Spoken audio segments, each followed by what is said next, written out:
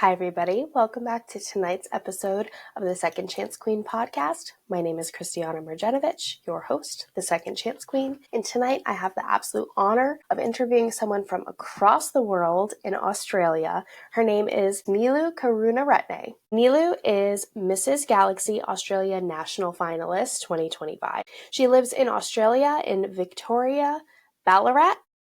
She's a national finalist in the Australia Galaxy Pageant 2025, competing under the Mrs. division. She's an MBA graduate from Victoria University in Melbourne, Australia, and worked as a banker for nearly a decade. Now she's an entrepreneur for a recruitment healthcare agency. Her husband is a general practitioner, and she's a mother of twins that are now 5 years old. After overcoming postpartum depression and anxiety, she started her legacy project called Empowering Mothers to serve new mothers and parents. She is more passionate about new mothers and wants to navigate postpartum depression and anxiety more effectively than she did and reduce the stigma around it. In addition to her legacy project, she partnered with one of the nonprofit organizations in Australia called Gidget Foundation Australia to raise awareness of postpartum depression and anxiety. Moreover, she's volunteered with several organizations and events to support her community, including the Salvation Army, Parkrun, and Multicultural Harvest Festival and Clean Up Australia Day. She is leading Styled for Impact, which is selling her pre-loved outfits to support a youth mental health charity organization called Batir. Through this pageant, she hopes to amplify her advocacy, represent diversity, and empower women and mothers across Australia. Please join me in welcoming Nilu. Welcome to the podcast, Nilu. I'm super excited to have you. I would love to hear what your most prominent second chance story. If I was going to know your main second chance, what would that be? First of all, thank you so much for having me here. And my second chance story is I'll tell you like that. I'm one of the survivors from the postpartum depression and anxiety. So I already survived, and my story. It's actually 2019, early 2019. I got pregnant. I heard that good news actually. 2019, it was a twin pregnancy. That's my starting stage, so I got so happy. And then 2019 I became a pregnant with twins. So after that my entire pregnancy was very smooth and there's no complications, but the only thing is I was diagnosed with Graves' disease and the gestational diabetes as well, because it's a complicated twin pregnancy, because that's why I got diagnosed with gestational diabetes. In addition to that, no nausea, no vomiting, no morning sickness, no nothing at all. It's a normal pregnancy. Lucky you. It was it was a twin pregnancy, but it was like a normal pregnancy. Those days I worked as a medical receptionist here, so I worked until 31 weeks. So after that, I stopped working because it's a twin pregnancy. There's some risk can be happens. 2019 November, as I planned, my delivery went well, so the babies are all good. But thing is, so everything became complicated after delivered my twins. What was happened was I had to wait hospital like 10 days, nearly 10 days, because the after 10 days, so I went to my home after 1 month after delivering. After 1 month, the all got complicated. So it's like I felt like so I was not in this world. So it's like a mood disorder actually.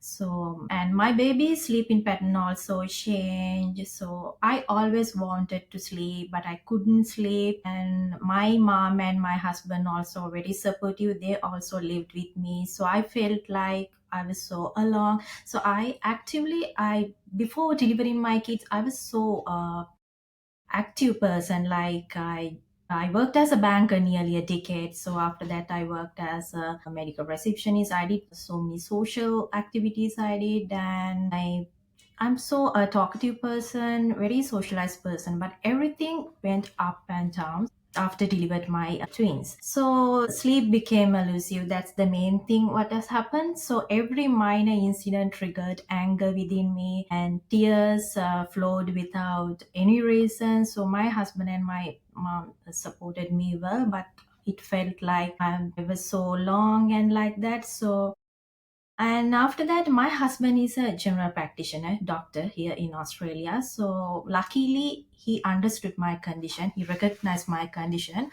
So he referred me to a psychologist. Then it all happened after 1 month delivering my twins. So those days I couldn't, due to the high level of stress, I couldn't breastfeed actually. So my entire milk production was got ceased.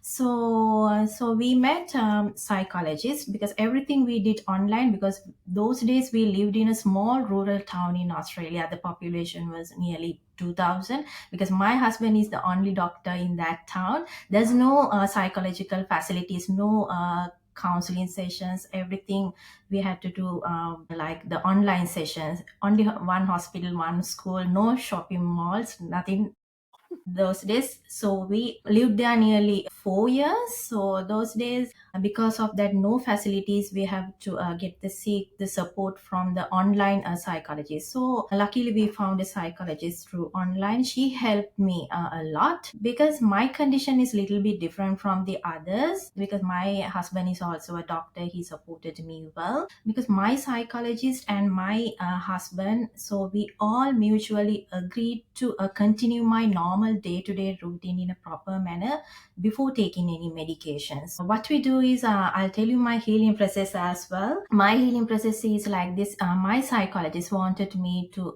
do like the simple techniques, like she wanted me to try meditations, because meditation, it's really helped me actually. That every day I did meditation, so just to relax my mind, to I did meditation. So after that I went to Pilates classes, yoga classes, not for the body actually, just to get relax my mind, because most of the night time I couldn't sleep because of the severe stress, severe postpartum depression and anxiety. Because my kids also, they also couldn't sleep, because they never slept at least 1 hour stretch, because their also sleeping pattern got changed. They was continuously crying, screaming, and everything get overwhelmed and stressed. So after that, my psychologist wanted me to do another thing, like she wanted me to continue my normal day-to-day routine. Like, so I started my normal work. Like every day, I called one of my friend. I had a positive conversation, meaningful positive conversation with each and every person. Some days I talk to my best friend, some days with my husband, some days with my mom.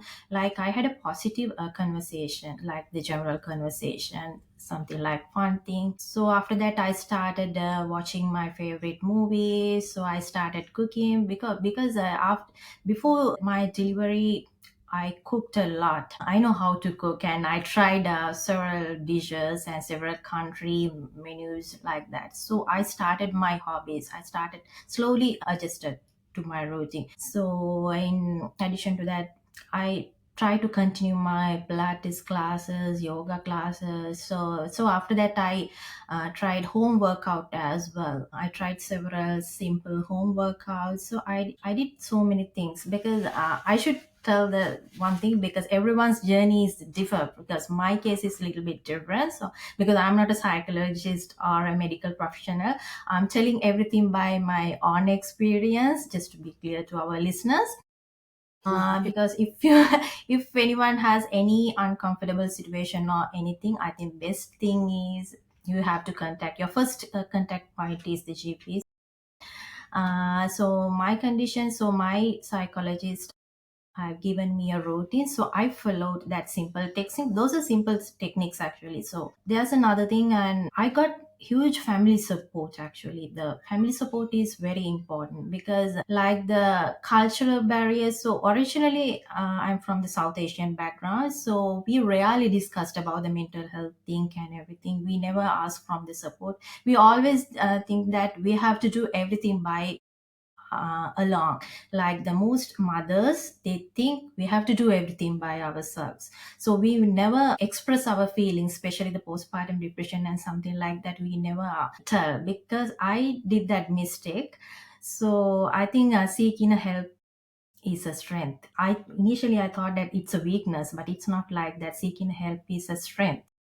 So those days I was so shy to face the societies, to talk to the people. So slowly I started everything with the help from my psychologist and my husband. So I think within 8 or 9 months, without taking any medication, that's the important part. Without taking any, I didn't Wow. want any medication. I became a normal person. So my kids also, they also good, and so I quickly became a normal person within 8 and 9 months with the support from my husband and my psychologist. Because those days, so I slowly started expressing my feelings about the postpartum depression and everything. After that, only after a few after 1 year ago, so after that I started my campaign. As a summary, that's my story. I love that. But something that there's a lot of really important things that you said. I relate to your story a lot. It's not something that I've talked about a ton. But in 2019, I had my middle child, and I Okay. had very bad postpartum depression as well. It was really severe, and it's something that a lot of, I mean, that was my second child.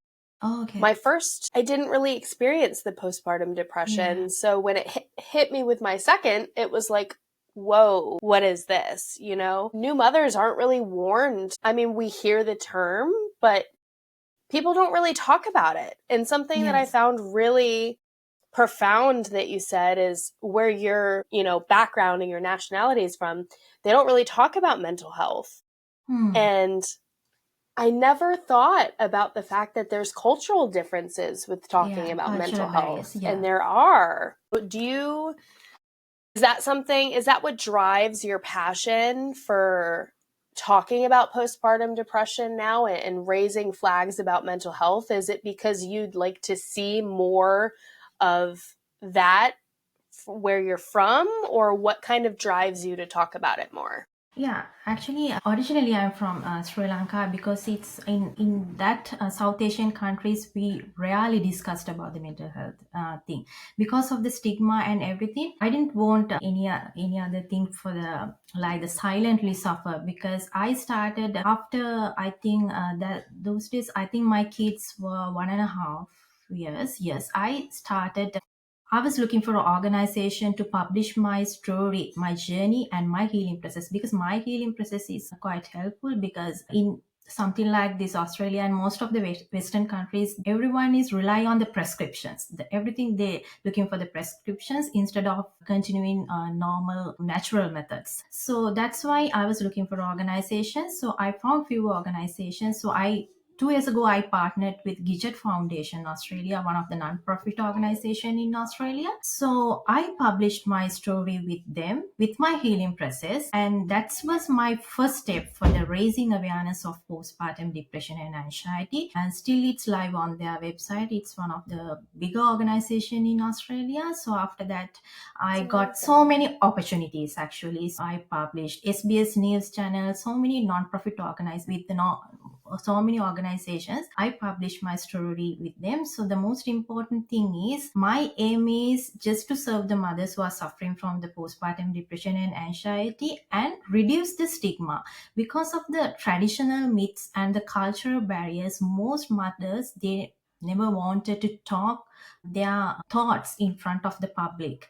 So I just want to reduce that stigma. That's the main thing. Most mothers, including Australia, also including most of the South Asian background, I know most of the countries, most mothers, they never ask for the support from the others. That's the the major mistake they normally do initial stage.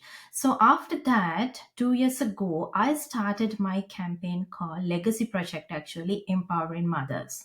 That's empowering mothers. I started 2 years ago. Initially, what I did was I did a deep research and my own experience and my deep research. I published 25 ways of methods to support new mothers, like my experience and my deep research, because that 25 methods I publish, because especially for the younger generation, because most younger people, they always wanted to help new parents, but they don't know how to help actually. So I published 25 ways of methods, and so after that what I did was I created a video series called the 25 ways of methods to support a new mom. So each and every method I explained with a practical methods, like how we can implement these methods, number one, number two, number three, like that. I published each and every methods to the social media. That was my campaign. So after that,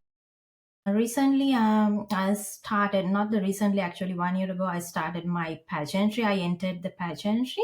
So after that, it converted, so it automatically converted it to as my pageant platform, because I have a passion. So I already created my legacy project. So after that, I thought to convert it as my pageant platform. So as a national finalist, because I'm one of the national finalists for Australia Galaxy Pageants, so I'm competing Australia Galaxy Pageant another 4 weeks time. So what I did was, as a national finalist, I started my own podcast called Empowering Mothers. So each Friday we talk about some. I'm interviewing mothers who are suffering from the postpartum depression and their motherhood.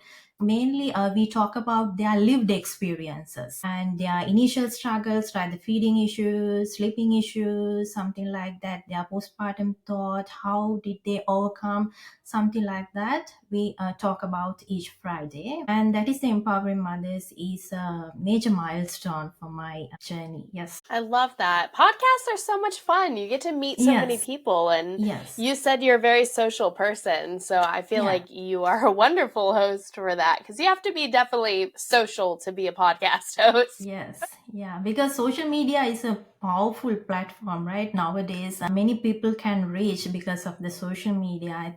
I strongly believe that if we can share our story in public, it will be one day it will be benefited to other mothers as well, because no one wants to talk about this, something like the mothers' maternal mental health issues. No one wants to talk about in public. I think if we can get some simple tips, if we can get initiated like something like this, so it will be benefited to the other mothers as well. They feel that they are not alone. Yes, absolutely. And the really special part of your journey that I really love is the fact that you were able to beat postpartum depression medication free. Yeah. And there is absolutely no shame if you are someone that struggles with mental health and you need medication. By all Yeah. means, there's no shame in that. But I agree that in the Western countries, definitely pharmaceuticals are pushed very hard. And I love that you are able to show that for those that are not comfortable taking those medications, that there are ways to overcome it and there is light at the end of the tunnel. Because I myself am someone that cannot take mental health medications. I have tried, Yes. but it always makes my situation much worse. Yes. I don't know Yeah. what it is with my body, but like I go a little wonky. Yeah.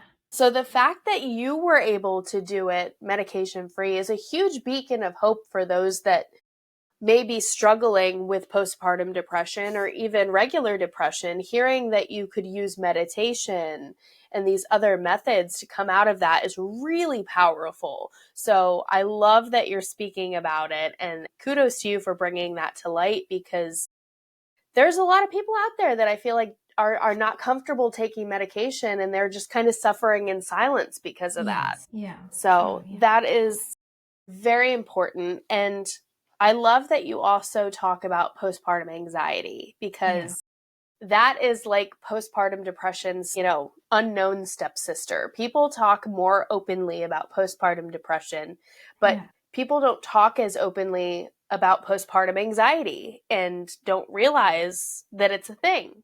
I had postpartum depression with my son in 2019. And when I had my daughter in 2023, I had postpartum anxiety, which was a completely kind of different experience for me. And it's funny how, with multiple kids, your journey's different. So it doesn't only vary woman to woman, it can vary pregnancy to pregnancy, but the postpartum anxiety is a lot to handle as well. Did you experience a lot of anxiety with your postpartum depression, or was it more kind of depression itself? It's like I think it's a depression itself. So I was experienced like I thought initially, but I didn't have much idea about the postpartum depression and anxiety, honestly, because my husband is a doctor, but those did still because I thought it's a baby blues, something like that feeling. So after few weeks only I got, because of the, I think, the lack of the education about the postpartum depression, I believe, so I got that it's not baby blues, there's something is happening in my mind beyond the baby blues, I believe, because a baby blue, it can vanish only 2 or 3 weeks. I think it's this is something another thing. So honestly, I couldn't understand initial days. So the slowly I started telling my feelings about my husband. It's something because before delivering my kids, I didn't have any feelings like any anxiety situation, or nothing has happened. Actually, there's no family history also. I don't know why. It's, I think, main reason is I worked until 31 weeks. I was quite active person, and I think suddenly it became ups and down because those days we moved to a rural town because of my husband's job. So we lived there nearly 4 years. Everything got complicated because I think so I understood that it's not a baby blues, it's something like the depression situation. So I got, luckily I found a psychologist with my husband's support. Because of that support, I became a normal person. I think it's a depression situation for my case. Yeah. I'm so glad that you came out on the other side of that. And I'm really happy to hear that you had such a supportive husband and that Yeah. your mother was helping as Mm. well, because there's a lot of women that don't have that support system. So it's important that you're highlighting that and really raising awareness on how important that is, Yeah. Family because support is very families really important. do Yeah. have to, yeah, they really should rally for new moms. Yeah. So I also love the fact that you started your legacy project before In progress. pageantry. That is Yeah. really cool. Do you feel like pageantry almost came a little bit more naturally to you because you already had a legacy project and Yes. you Yeah. already were working? Yeah. Yes, it's, I think pageants actually, we can see that more these days. It's, there are so many pageant misconceptions actually. The most of the people, they think that pageants are only for the girls. It's not for the married woman. It's not for the plus size woman. We should have to have an exact height and weight requirement. It's only for the beauty. It's not like that because we are doing so many things beyond the stage. Actually, we did so many campaigns. We have our own passions. We are doing so many legacies. We have so many, I think, the delegates. We have our own pageant platforms. It's more than a platform actually. For example, my one is raising awareness of postpartum depression and anxiety. So in addition to that, I encourage mothers to participate the pageant because it's very important to, initially I struggled with my confidence, and because of my lack of confidence, I always wanted to enhance my confidence and master my public speaking skills. So that's why I joined with pageantry. So I think empowering mothers also, I already started, I think, everyone. So I'm encouraging other moms to participate the pageants because most of the moms, they don't want to participate pageantry. Because my advice is, if you can just try for the pageantry, if you really want to see your growth actually, because no one wants to participate because they live in a world like we have to do our only for the kids work. It's not like that. If anyone wants, we can balance everything. Because these days I have my own business, so I just finished my master's degree. So my husband is a doctor, he's a very busy man. So I have twins and I'm doing so many volunteering activities here. So the past few months I did over 20 volunteering activities. I have my permanent volunteering place, Gidget Foundation Australia. So it's all about balancing think. So I think it always need my mind keeps me busy so I can do more work like that. So I think I always like to keep me busy. So we as mothers we all do like the balanced manner. I think pageantry is a good platform. My empowering mothers platform so helpful for me to continue to develop my pageant journey as well. I love that. And as someone who also found pageantry for very similar reasons, I found pageantry when my daughter was 4 months old.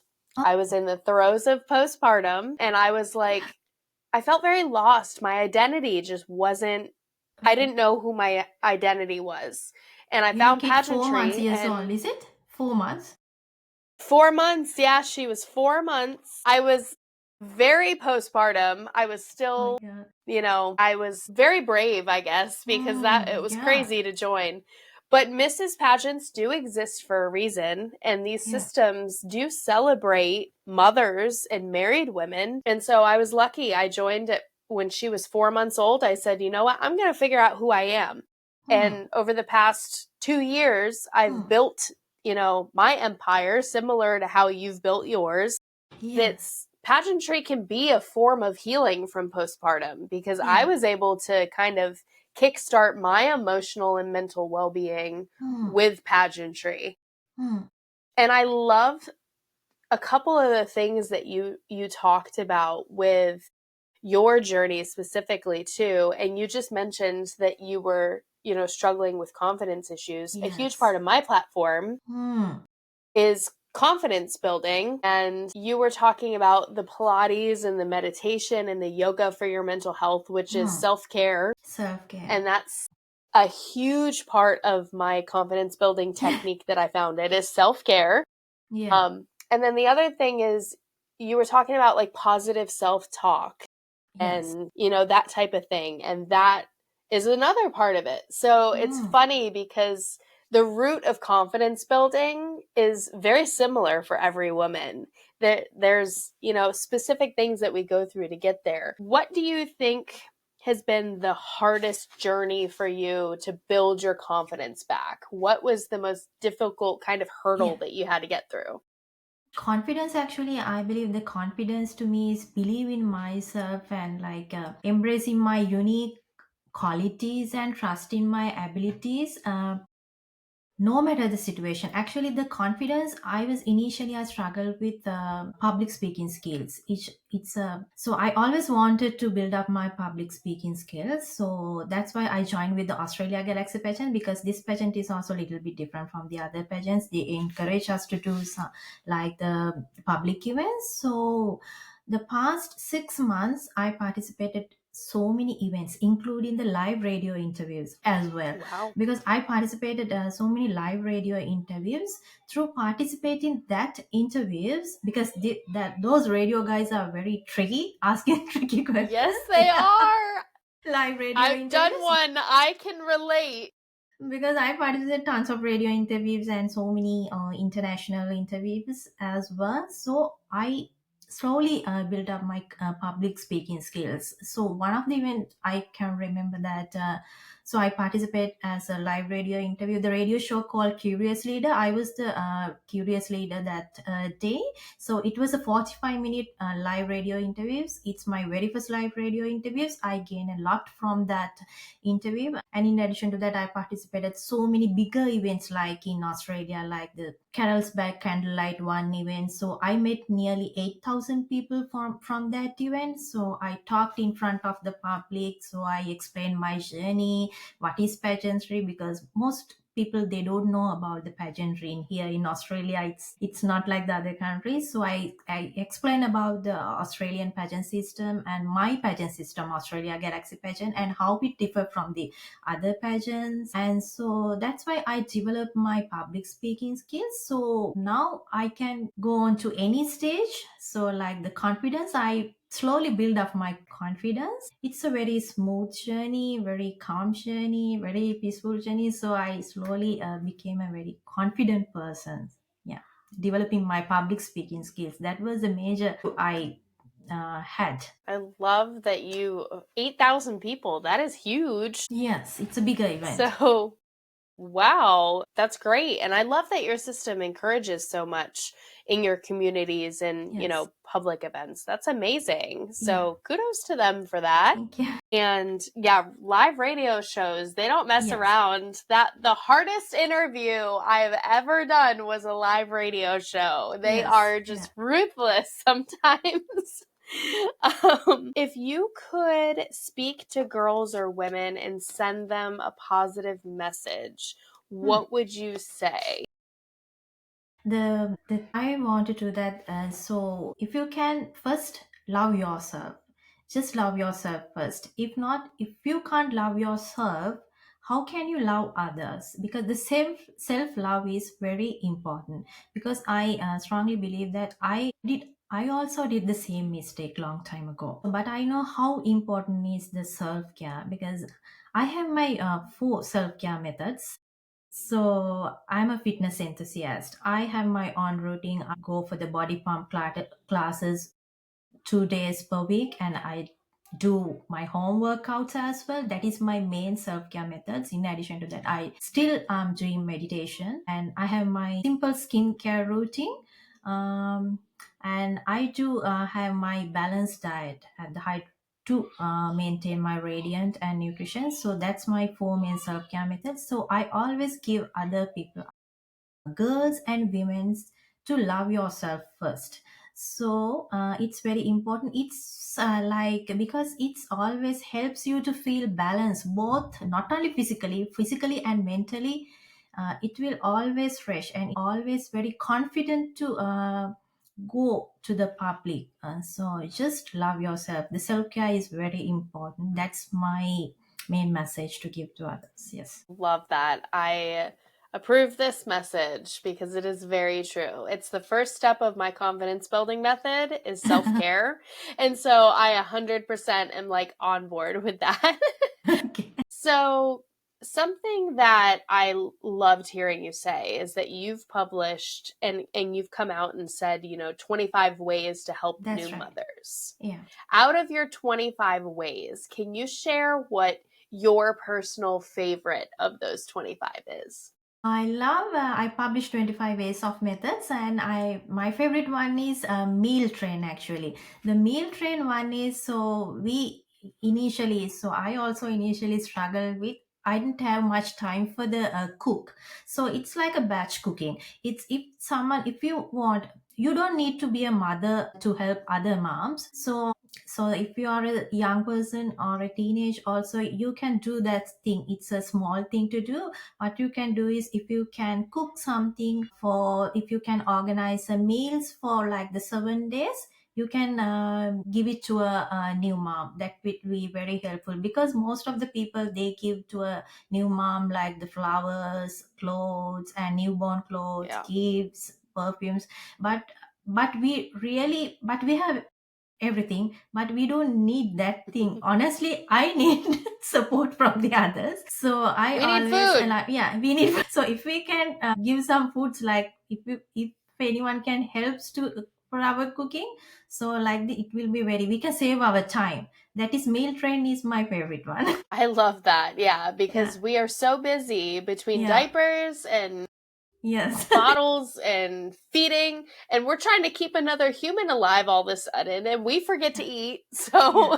I love Yeah. that. And as a mom who currently, I have 3 kids that are now from 2 to 10, almost 11. And some nights I don't even know what I'm going to feed them. I need a meal train. Oh, I think a meal train is super helpful for a new mom. I love that idea. If you became famous tomorrow and someone published a quote that is going to be your famous quote, what would it be? My famous quote, I think every people remembered me as a woman who transformed my challenges and struggles into a strength and opportunities, using my voice to advocate for voiceless mothers and other women, to empower and uplift them to rise. So, like that legacy, I want others to be remembered, because I already converted my struggles into opportunities. So that is the thing, other people to remember me. Yes. So, as a mom who is an entrepreneur as well, and you mentioned that you're a mom and an entrepreneur and we're wives, it's hard to balance. It's very difficult to balance. What is a technique Yeah. or like a piece of advice you would give to mothers that are trying to Yes. balance everything? Yeah. Yeah, then naturally I'm very methodical person. I have my own routine actually. So every day I wake up around 6 o'clock. I send my twins off to school, and what I did was, so I plan every Sunday. I plan what to do. For I have my own business. It's recently launched. I have my recruitment agency. It's we recruit locum doctors, especially for the rural areas. So I balance like 2 to 3 days. Uh, I do for my business. So 2 days I go for my body pump classes. So anyway, I try to finish everything before 4 o'clock because my kids comes to home for around 4. So after that, I fully dedicated to my kids and my family because after 4 o'clock, I try to cook something special for them. So because they just started schooling, so I have to do bedtime reading, and some days I have to do some special things like the school wanted us to do some creative, some craft things to do. So after before 4 o'clock I try to do everything. So I go to volunteering activities some days. So only 2 and 3 because I do part-time for my business. So 2 or 3 days I only for my business.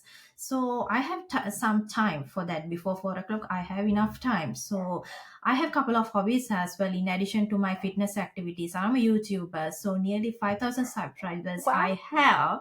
So my YouTube channel called Twin Mom Diary. So time to time I post my lifestyle with twins and travel videos and motherhood videos and everything I post. That's my hobby. So I try uh, to upload something for my YouTube channel as well. I maintain in my podcast as well, and everything I do before 4 o'clock. So, but anyway, I'm trying to go for my body pump classes as well because I told you earlier I love self care because so we have to do for ourselves as well. So that's my routine. So after 4 o'clock, so I'm dedicated to my family. So 8 o'clock, my kids sleep time. So whatever they do, they have to go for the bed around 8 o'clock. So after 8 o'clock, so I watch my movies and teledrama. So I'm very active on social media. I do social media post and everything after 8 o'clock. Around 11 o'clock, it's I go to bed. Yes, that's my routine. I love that you have such a functional routine and that it Yes. works so well for you. I have my own business and then I have a business with my husband. So technically I run two. You know, I have all of the projects. I have the Hmm. podcast. I have my Yes. workshops that I teach Hmm. some evenings.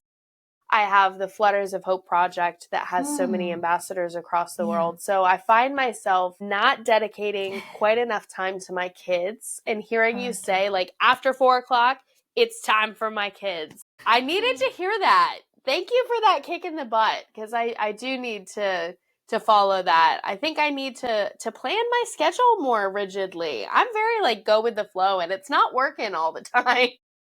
Yeah. So I love that. Other than myself, because I'm known online as the second chance queen, Yeah. if you could designate a famous person to be an Okay. honorary second chance queen, who would you designate? Yeah. Actually, from my childhood, also, I have a person in my mind. Honestly, I love Princess Diana, people's princess. It's a perfect choice as an honorary second chance queen, I believe, because she embodied grace, resilience, and the ability to redefine her life after challenges because she had so many personal challenges as well. I think one of the significant factors of Princess Diana's legacy is a commitment to charitable and humanitarian causes because she was actively involved in various organizations, including issues like homelessness, HIV, AIDS, viruses like that.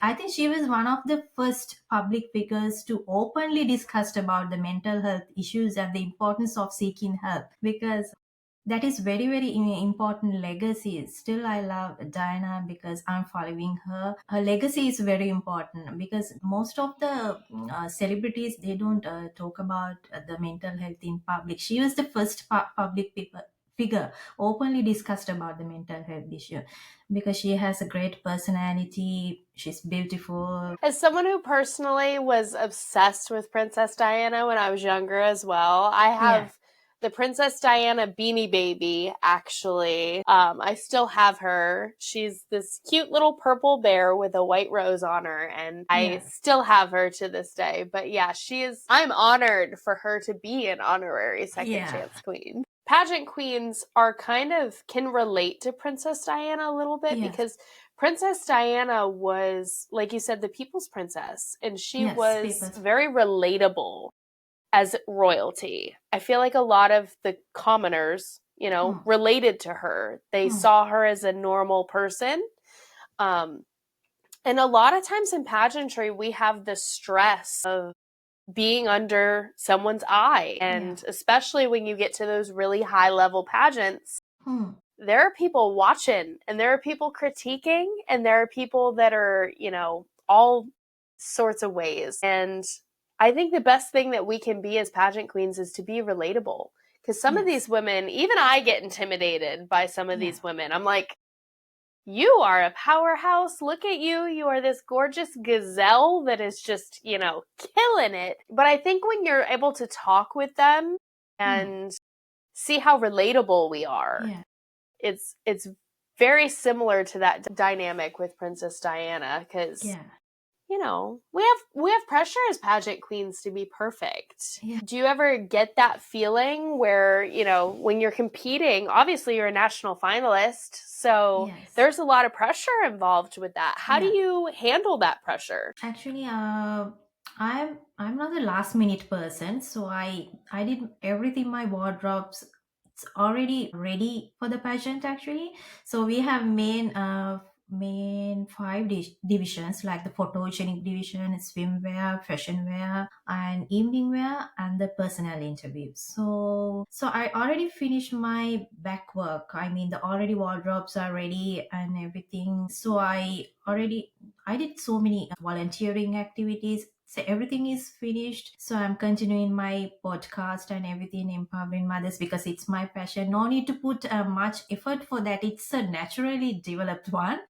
So, and in addition to that, I'm just practicing only for the walk and the interview. It's a little bit tricky because we have only 3 minutes time. The last time, so I have another national title also. I forgot to mention that I'm Mrs. Australia World 2023. So the last year I went, last year I went to Las Vegas to represent Australia on international stage. So I have some experience as well. So I represented Australia once, so I know about the mindset of the international pageants as well. And I performed on Las Vegas once. The legendary Elvis Presley has performed on the same stage. So I performed. Wow. So I was so lucky. That is Mrs. World Very pageant. cool. So this is my third pageant actually. So it's a little bit different from the other pageant. This is a community-based pageant. So from time to time, I love to accept new challenges. So there's a pressure. So I should say that the stage performance, like the I already familiar with the stage because I already performed on the international stage. So my only concern about the interview, because we have only limited time, it's not a round robin interview, it's just a panel interview. It's 3 minutes. We have to prove ourselves. We have to tell about who I am, why we are participating in the pageant, something like that. It's just only 3 minutes. That's the only pressure. So other than that, I'm ready. If I was a judge right now and I could ask you anything and there was something you really wanted to tell me as a judge, what would you really want to get across to that judge? So tell me, what do I need to know about you? What is the message, the most important thing you can say? Yeah, I would like to say that. So I'm a mom, not just a mom. I'm a mom who is balancing everything: my business, motherhood, volunteering activities, my legacy, and everything in a balanced manner with survivor of the postpartum depression and anxiety. I always want to encourage other moms also to participate with pageants, and my legacy is, and my mission is, gives my legacy to keep a legacy beyond the stage, with or without the crown. I love that, with or without the crown. Look at you. She's ready. Empowering mothers is it's more than just a pageant platform. So I think I should say that now it's a brand, because no, many people can't pronounce my name, but if someone says empowering mothers, everyone knows who is this lady. Empowering mothers, who is talking about the postpartum depression. Some people, they can't pronounce my name because I have a long name. So, but empowering mothers, yes, that lady who is always talking about postpartum depression and the empowering mothers, because it's very popular here. And branding is very important in Branding is very pageantry. important. Yes. As someone who also has a long, complicated name, that's why I'm the second chance queen, because they know who the second chance queen is. Even if they can't say Kristianna Mrjenovich, they can say second chance queen. So I Yes. relate to you there. It's great that you have that brand to kind of Yeah. be like, this is who I am. Well, you sound like you are very ready for this stage and for this pageant. And Yes. you know, something that's great about you as a delegate and that I love is the fact that you're living your legacy project. Yes, It's that's not right. just a Yes. platform.